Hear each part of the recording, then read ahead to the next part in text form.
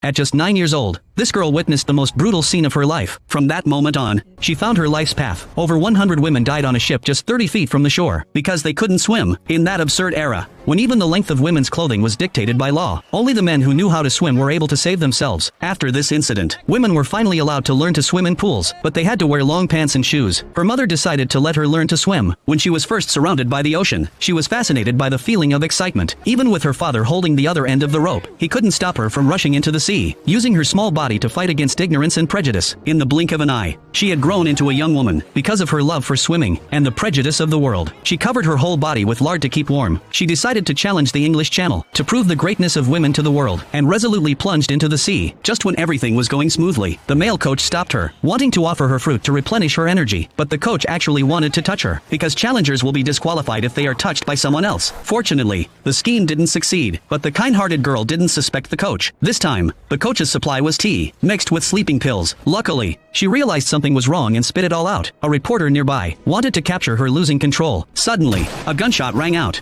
Get away from her! No one is allowed to touch her. But the swarm of jellyfish ahead became another problem. But she plunged into it headfirst. The pain couldn't stop her from moving forward. But the remaining 3 miles were the most difficult. The heavy fog made it impossible for the accompanying boat to continue. She could easily get lost. At this moment, the people on the shore lit flames. This illuminated her direction. Using all her strength to swim to the shore, she touched the ground, struggled to her feet and came to her family. Her challenge to cross the English Channel was successful. This young girl from New York became the greatest athlete of that time. But she lost all her hearing.